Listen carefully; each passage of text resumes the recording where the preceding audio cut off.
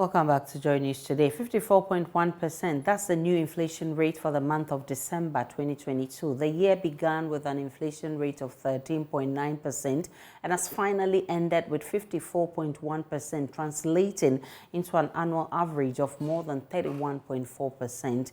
Joining me via Zoom is Head of Price Statistics at the Ghana Statistical Service, John Foster Ajao. Good afternoon to you, Mr. Ajao, and I want you to break this down for us. What are the key drivers of this new rate?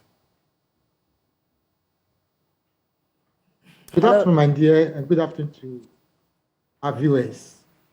So, as you rightly said, we ended the year with 54.1%, and we had about 5 key drivers that pushed inflation to 54.1%.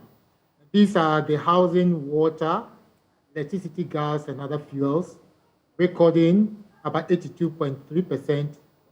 Then we have things that we use in decorating our rooms, what we call the furnishing, household equipment, our TVs and stuff. They recorded an inflation rate of 71.5%.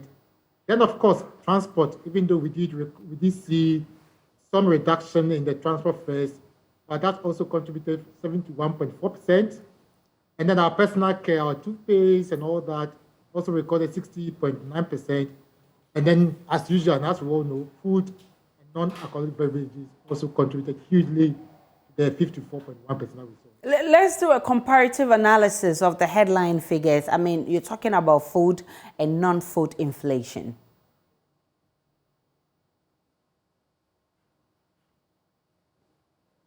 Hello, Mr. Ajao. Yes, I can hear. Sorry. Yes. So I'm saying that we should do a comparative analysis of the headline figures. I'm talking about food inflation and non-food inflation. Great. So if you watch carefully, for food inflation, for instance, last month it was 55.3. It's inched up a little to 59.7. So it means that we still need to keep our eye on what is causing the food inflation to go up. For non-food, last month was also 46.5. For this month, it's gone up to 49.9.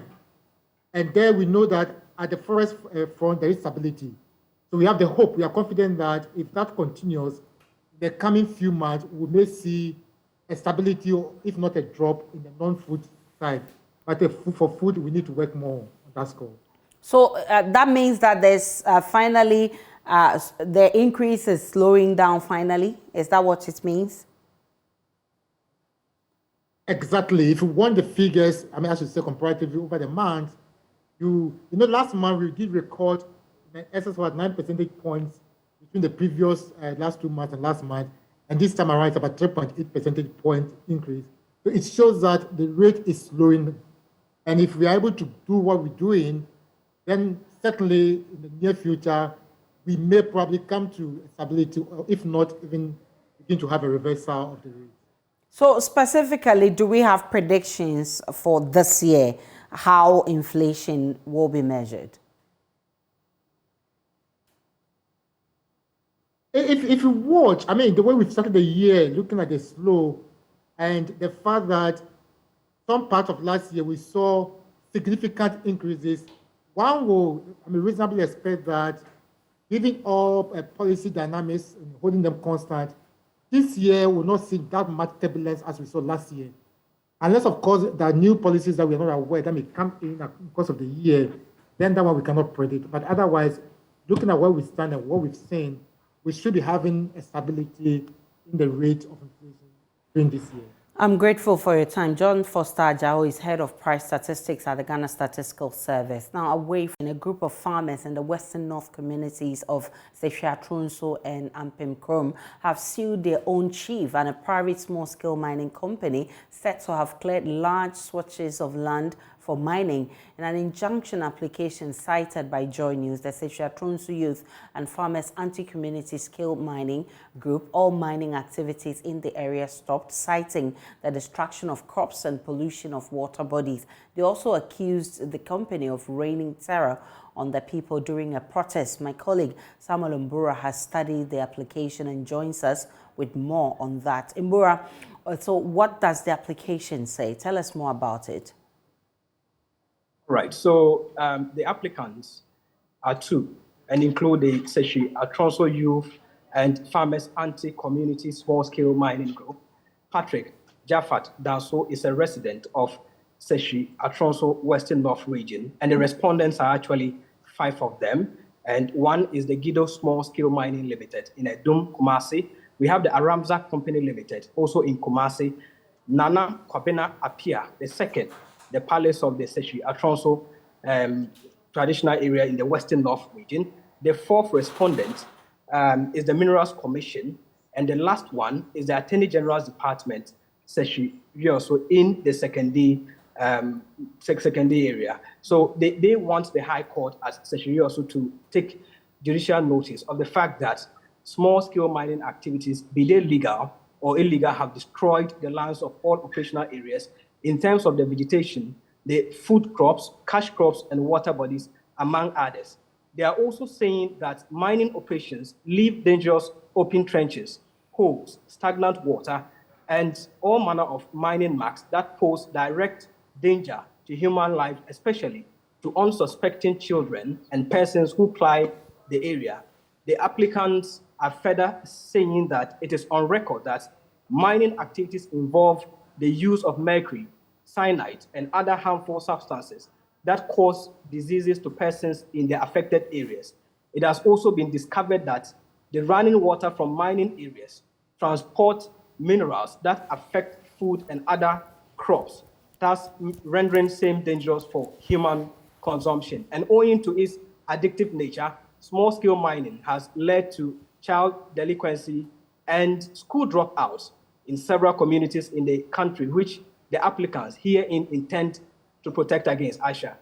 So those are the issues that they are raising in the applications, right? When is the hearing to start? So, Aisha, the court is expected to move this case on the 16th of January 2023 at the High Court of Seshiri, also in the Western North region.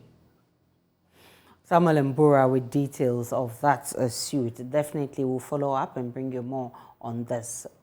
And to other stories, a political marketing consultant at the University of Education, Winneba, Dr. Bernard Tutubuahin, says former Trade and Industry Minister Alan Chermante must make known details of his great transformational plan for Ghanaians to be able to relate to how different he will be driving it when he becomes president. Dr. Tutubuahin explains though his style of marketing could be appropriate, he still needs, as former Minister of Trade and Industry, who did not get the 1D, 1F properly implemented, to show more to convince Ghanaians. He spoke on Newsdesk. Meanwhile, General Secretary of the General Agric Workers Union, Edward Kariwe, also says Alan Chermante's new Agric Revolution for Ghana's Operation Own a Farm may be a good one. It needs to be backed by action by Ghanaians for Ghanaians to buy in, especially because he has been a member of the Akufo-Addo government that was unsuccessful with the smooth implementation of the Planting for Food and Agriculture. You know, in the 1970s, we had Operation Feed Yourself and Operation Feed Your Industry, which was very successful to the extent that we are told in 1975, Ghana did not import food into this country. So Operation Own a Farm is similar to Operation Feed Yourself, whereby every Ghanaian is encouraged to grow a little or have a little farm at all costs. But the Planting for Food and Jobs is not too different from that, except that when it came to the implementation of the Planting for Food and Jobs, a lot went wrong. So, yes, you can say that Operation Own a Farm, and all Ghanaians would actually want to do that. But how is that going to be done? You know, the problem I think the government has is not about having good policies, but it's about operationalizing those policies. And he belonged to that government. He still belongs to that government. He had the opportunity to also help correct the problems within the Planting for Food and Jobs program. there's no excuse to say that I was not the minister responsible for agriculture, because he was a cabinet member. And I believe all that happened had cabinet endorsement, and he was one of them. So I'm not seeing what he could come to do different than what is under the Plan for Food and Jobs. Maybe if he gets the chance, because he is going to be the president. So if he then becomes the president, he's not the person who is going to implement those policies. It is ministers like him, as he is today, who is not a president, but implementing policies. So I'm not too sure that if he becomes a president and he has these ideas, and then you have a minister to implement those policies, he can guarantee us that those policies will be properly implemented. Yeah. So he's still talking about generalities. And when you are at the point of generalities, it's very difficult for one to say, oh, it is not doable. But when it comes to the details, what we know, the history that we already have, the experience that we already have in this country, and particularly with his government, gives a lot of doubt that what he's saying will be done or can be done. We can now listen to Dr. Tutubu Ahini, who says the former Trade and Industry Minister must make known details of his great transformation plan to Ghanaians to follow him. When you study carefully the 10 pillars of the GTP, basically, he is telling us that he is going to do something different. And that is the first question that you ask. And for me, it also suggests that he's a listening person. And remember, he said that he's going to be a transformational leader. And again, he expects that his cabinet, his ministers, would also become servant politicians. Very important to us as Ghanaians. Now, you see, Aisha, it is not the issue of him painting his government as a failure, but it is an issue of him branding himself and positioning himself within the political market, within the hearts and minds of the Ghanaian voter. That is the most important thing, and that is what he seeks to do.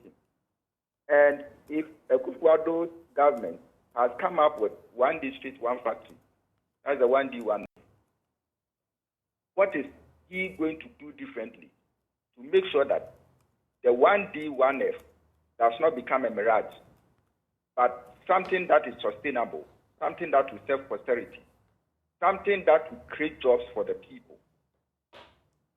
Is it the case that we will implement 1D, 1F, but still spend money to import, goods and services into this country? We can't follow on that same trajectory. All right, and there is a need for a departure, there is a need for innovation, there is a need for growth. So if he is saying that he is going to enforce industrialization, all that we need is that he must specifically tell us the details of that industrialization drive. If he's talking about the new agricultural revolution, he needs to put up in plain communication what he meant by that. If he's talking about, mechanization of agriculture, you see, he must come up with tangible policy, that will speak to the Ghanaian people. And if they buy into it, then probably he's somebody who probably can bring the. But he must also be aware that even though, you see, his speech was more or less targeting the national voter, he still has something to do to make himself appealing to the delegates. The former Trade and Industry Minister, in his televised address to the nation last night, talked about how arrogance can affect the output of a government and how he intends to deal with the challenge should he become president. The arrogance of power has been a major obstruction to progress in our country. People in positions of authority must understand that leadership is an opportunity to serve the people and not to lord over them. In servant leadership, humility is an asset and not a weakness. If by the will of God and through your goodwill, I'm voted first as the flag bearer of the NPP and subsequently as President of the Republic in the next general elections, I will become the transformational leader of our time, who will build on the foundations that have been laid by successive leaders of our nation over the last 65 years. To achieve this strategic goal of transforming our dear country to become the shining star of the new Africa, I will, as President, launch and lead the execution of the Great Transformational Plan, GTP of Ghana, which will span the period 2025 to 2030. The post-COVID economic recovery program, currently being implemented with the anticipated support from the IMF from 2023 to 2025, will be a transitional economic program leading to the rollout of this great transformational plan. Meanwhile, a group calling itself Upper for Alan in the Upper West Regional Capital, WA, say the only person who can bring them back to the NPP fold to enable the party break the 8 is Alan Kojo-Kyerematen. JoyNews' Upper West Regional correspondent has more. The press conference held by a group calling themselves Upper West for Alan first congratulated Alan Kojo-Kyerematen for having the heart to resign from the Akufo-Addo government as Trade and Industry Minister, and President Akufo-Addo for gladly accepting their resignation. They then zero in on some of the projects and programs embarked on by the former Trade and Industry Minister during his reign. Razak Bawa is the convener of Upper West for Alan. Under the transformational leadership of the venerable Alan Cash as Trade and Industry Minister, a record number of business resource centers have been dotted all over the country. 67 in number, 37 fully operational with workers and 30 completed but yet to be operational. Again, the famous 1D, 1F, a cardinal pillar in the 2016 manifesto of our great MPP, has excellently been translated from abstract to reality with the magic touch and quality leadership of Chief Alan as Minister of Trade and Industry. In 2022, there were about 282 factories built, upgraded, and functional in various regions in Ghana.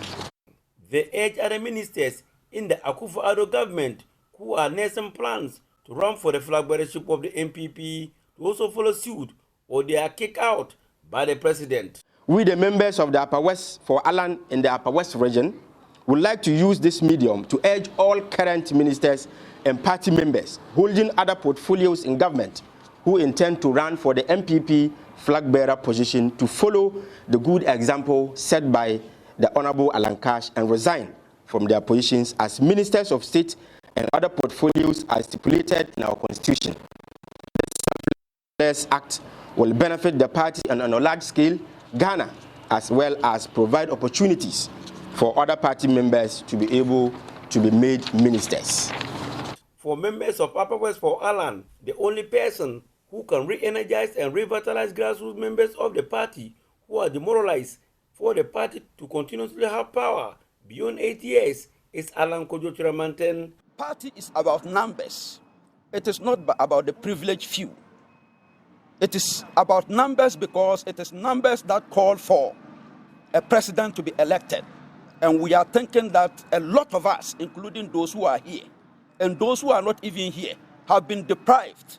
And they are sitting with some kind of bitterness in them And we believe if Alan should be on course, all these people will be online. We've known that since if you are a member of MPP and you want to enjoy MPP and you know the rules and regulations in the party, no one will tell you that now it's Alan's term. And we are ever ready. You know, there's a saying that if there's a sweet home, it's a woman. So we, the women, we are ever ready to help Chief Alan do the grassroots work, to work and get the aid to be braked. Not sure about that. We are coming fully. No Alan, no votes. They use the opportunity to admonish persons who will put up their names for the flag bearership of the party and their supporters to do a clean campaign devoid of insult and mudslinging. Reporting for JoyNews, Rafiq Salam. Wah. Back here in the studio in Accra, my name is Aisha Ibrahim. Meanwhile, the Minister for Food and Agriculture, Dr. Usefri Akoto, has resigned. He tendered in his resignation to President Akufo-Addo some few hours ago. This comes 4 days after Trade Minister Alan Kojo-Kyerematen resigned from the government. Here is details of the resignation letter right on your screens, and he wrote himself. He said, I submitted my letter of resignation to His Excellency the President Nana Addo Dankwa Akufo-Addo at the Jubilee House. I express my utmost appreciation to His Excellency for the opportunity to serve him and the people of Ghana from 2017 till now. And he says that he pledged his continued support in all diverse ways to him and the NPP administration as we work hard to fulfill his vision of transforming the economy of Ghana and the lives of the people. He further wished to, I further wish to express my profound gratitude to the people of Ghana, the hardworking staff of the ministry, for all the support over the years. I will, in the coming days, make public my next political journey. And he says, long live Ghana, long live the NPP.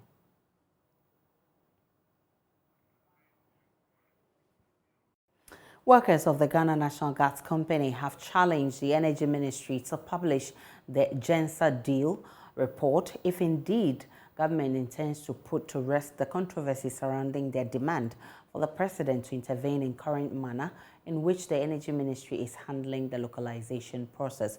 On Tuesday, the Energy Minister dismissed claims by the association to the effect that it was manhandling the indigenization process of the JENSA deal, which will see a private entity taking over the state-owned facility. In another sharp response to the ministry's dismissal of their stance, the association says it will be in the best interest of all if the Energy Ministry makes public the report on the deal.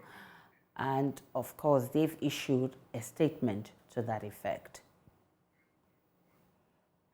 Some individual bondholders are pleading with government to exempt them from the ongoing domestic debt exchange program. Two of them who spoke on PM Express with Evans Mensah yesterday lamented the effect of the program on their lives should government go ahead to take away their investments. The retiree pastor and a mother of 5 children say their entire lives are tied up to the coupons from government. Here are excerpts of yesterday's discussion. And when I retire, I have to use my money to buy a bond before this problem. Not advisable, my brother. Okay. But the money I got from my business elite contribution, I was having some properties, piece of land. I sold it, add the money together so that I can make the profits from my bond and take care of my children. Okay. So what it means is that you sold, you retired, you took your lump sum, you sold your property, and you invested it in the bonds. Yes. Okay. Put it in the bond. Yeah. Because what I'm saying, that's to use the benefit to take care of my children. Because how much will be, I'm a pastor, as I'm saying, how much will be my benefit, my brother, from the Senate? So I have to get another money to add to this money. But the good is that I'm on contract. So that contract is what I'm using for my personal use, and I'm using the benefit of the bond to pay my daughter's school fees as UPSA. So if I take my business statement of account. Anytime the money comes in, I transfer it to my daughter so that she can use it to pay her school fees. Even this morning, I was at the bank to complain about my benefit. The benefits were due on 3rd January 2023. But no notice was given me. And I went to the bank. Fortunately, the money came, but no notification was given me. I don't know what to say. I mean, I'm only thinking that the president himself should sit down, the finance minister should sit down and ask themselves, if you were the one, they should sit down. Maybe today they are having their money. They don't need anything, so that they can misbehave anyhow. They are eating, they are drinking, they are flying, doing anything at all. They are not reasoning. This is the citizens' life. They live uncontent. That is the money I'm surviving. The coupon is what I'm surviving on now. Someone will ask, but is she not married? Yes, I am married. And my husband also is into contract. But unfortunately, the contract is also not paying.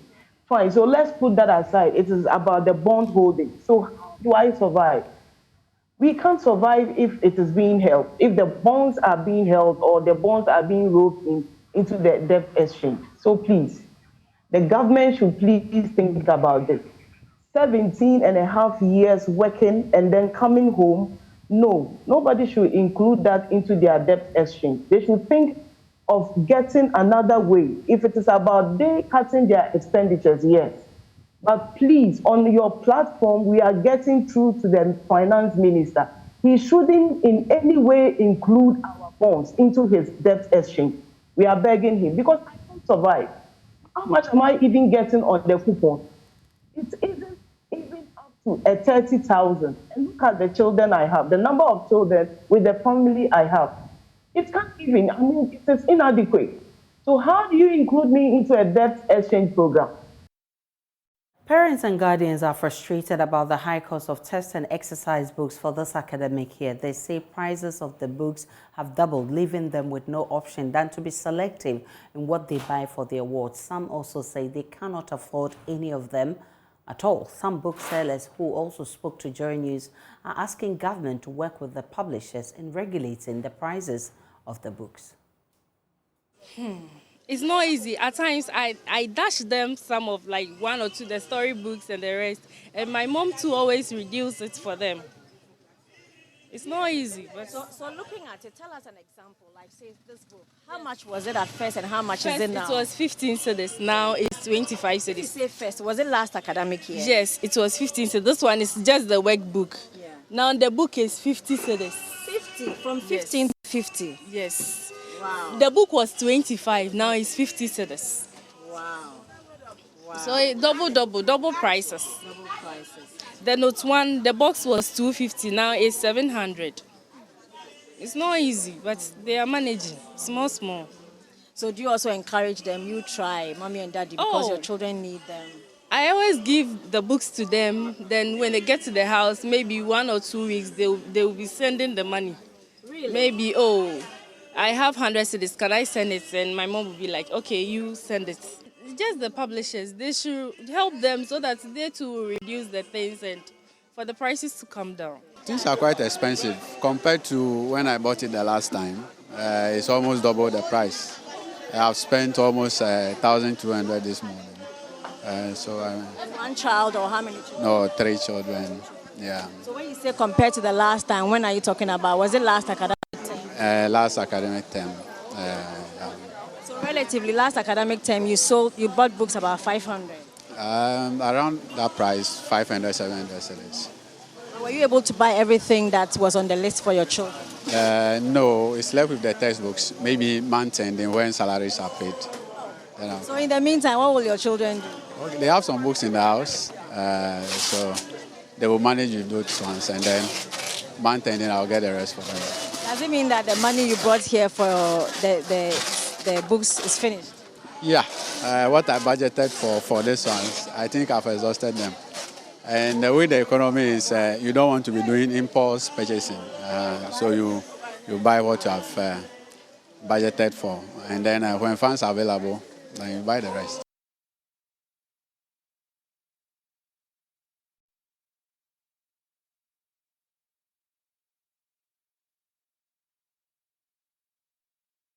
Let's do business now. I am Beverly Broom, CEO of McDan Groups of Companies. Daniel Macaulay has commended the performance of the African Continental Free Trade Area, saying it has brought businesses in the continent together to harness trade activities after exists to create a single continental market for the movement of goods, services and investments and eliminate trade barriers among member states. According to him, stakeholders must collaborate and find solutions to issues hampering the full potential of the project. Laughter is a big one. I mean, we don't have to joke with after. This is what is bringing the continent businesses together. You're talking about a continent that is generating $3.4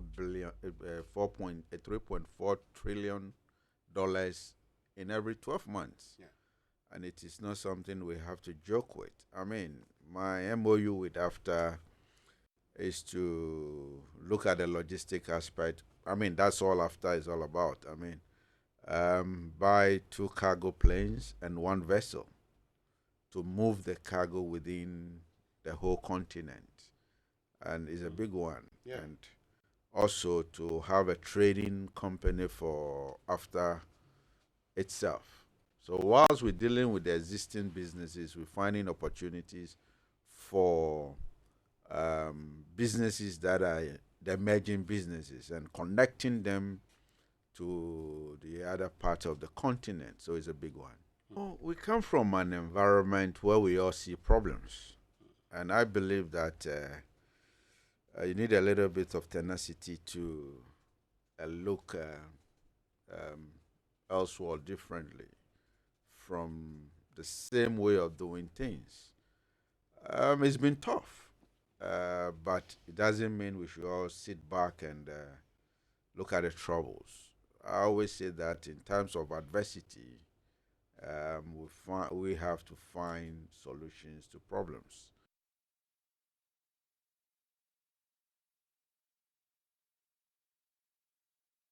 Still remains a preferred destination for investments despite the current economic challenges. That's according to the head of operations of Damube Home Ghana, Humsen Waris, a home decor retail chain.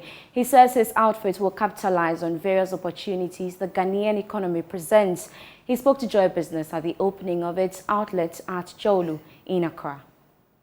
Today we are celebrating the grand opening of our brand. It's called Danube Homes. It's a UAE, Middle East-based brand. It's one of the leading furniture and home improvement brands in Middle East, and now they're opening up in a lot of places in Africa. We are happy and honored to open this segment in Ghana. Danube Home, basically we do home furnishing, home improvement. We start from hardware, sanitary, furniture, home decor, artwork, everything we do. It's a one-stop shop, and it's it's one of the leading brands, and we're very proud to bring it here in Ghana. I think Africa is a lot of potential. It's a growing economy. Given the issues last 2-3 years, it's everywhere. But apart from that, I think the opportunity is a lot in this country. Especially in Ghana, we see there are areas where, there are places for improvement, more competition. I think competition is better.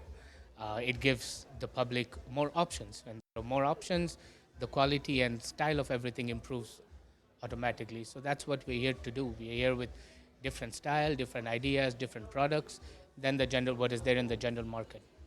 I think it's a growing market. I see a lot of development happening. So if there is development, there are housing, offices, building, it's natural you're going to need, what we are bringing to the market over here. So there's a lot of space. There are a few companies that are doing very well. They have good items. And I think there is still a lot of gap for the general public, which we are here to fulfill. Thank you. Appreciate it coming. Thank you.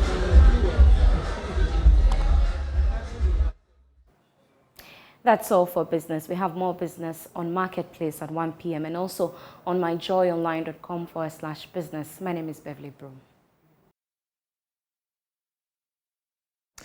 Let's do sports now on Joy News today. I am Muftau Nabila Abla. Former WBO Super Bantamweight champion Isaac Dogbe says his next opponent, Roberto Ramirez, has never fought any boxer like him. Despite Ramirez's high rating in the featherweight division, Dogbe insists the contest for the world title on April 1 is one he can win. So long as there's blood flowing through every person, everyone is beatable. You know, he's a man like I am. I don't think any ways about him. And at the end of the day, it's a fight. You know, the only thing is he prepares, I prepare, we go out there, put in a great fight. And my thought is I'm going for a win. You know, I'm not going there to make numbers. Yeah, he's won 2 gold medals at the Olympics. Congratulations to him. You've been there. I've been there. I didn't win a medal at the Olympic Games, but you won a world title. I won a world title. You know, there's been times where the odds has been against me, but God being so great, I came up on top. You know, the same thing happened with Magdaleno. You know, Magdaleno was a hot prospect. You know, they were looking to push him. You know, he was like the poster boy.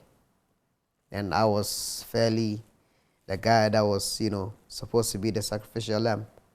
You know, but I came up and I knocked him up into the title. It will not be any difference. You know, like I said, I believe that God has given me everything, and I just have to go there and just do what I do. And at the end of the day, that's what it's going to be, you know. Yeah, he's done great for himself. I commend him for it. He hasn't fought anyone like me. Communications Director of the Ghana Football Association, Henry Asante-Chum, wants Ghana Premier League clubs to draw themselves closer to their supporters. According to him, many football fans lack interest in league matches because they are distant from the clubs. A number of factors can be attributed to this particular issue. It's not only about the FA.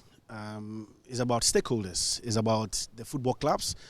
It's about, you know, constant engagement and constant reminders. I have always said that if you don't take the club to the doorstep of the people, you don't expect them to come to the stadium to come and watch your matches. Football is a social product. Football is just like an outdooring, an engagement, birthday, party, and what have you, funeral, what have you. But if someone chooses to drive from Accra to Kumasi to attend a funeral, then it means it's dear to the person's heart. It means that whatever product you are selling must be equally good to attract you know, people to the stadium. So I think, yes, as an FA, we are worried. We know there are issues to deal with. But I think that, you know, 90% of the job also rests on the shoulders of the clubs. These clubs are community-based. These clubs need to do a lot of work. These clubs need to constantly engage their fans. These clubs need to give the fans reason to patronize their matches.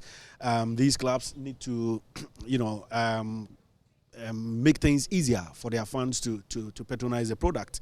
At the end of the day, one other thing we also forget, or we always lose sight of, is the fact that results attract people.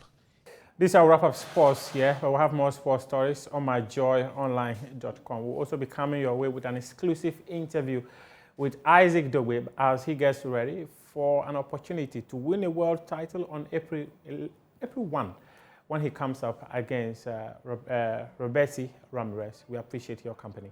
Welcome back to JoyNews today. Bedridden artist needs almost 220,000 Ghana cedis for his spinal surgery. What was planned as a fun ride with his friend turned out to be a battle of pain and sorrow. Kwekudi, a 32-year-old artist, fractured his spinal cord in a motor accident. The father of 2 is desirous to get back on his feet to cater for his family and needs almost 220,000 Ghana cedis for medical surgery. Love FM's Nana Boache Dankwa Yadom visited him at Drobonso and now reports. Kwekudua is a proficient sculptor. As a 26-year-old student of the Tunebua Kudua Senior High School, he was involved in a motor accident at Drobonso in the Ashanti region. Manitiana with the bridge bi wona with the bridge so na metishe bridge na menanim. To me bo pitrinya na ya na yi me ntimiti kɔ fam no. On say bridge o me ye ayi bi wasese na me ha no. Ko bo ehosi na ewuro me fa so. Ti ewuro me no Demetia Mensa Anamiti, a free kuna na menteshi. Today, at 32 years, Kwekudua continues to battle for his life in the 2018 accident. Sorry, I just say pajama, maybe I just say pajama. See, I had you. My blow, me now, you know, to great up. See, I come up wrong. A demo crank, come into Bingura. I would be rather more. Come into me. The father of two is suffering from a spinal injury which has left him bedridden with multiple bed sores for the past 4 years. His wife is jobless and caring for his 2 children has become a burden. In tears, Kwekudua says his condition is an obstruction to his quest to meet his family needs.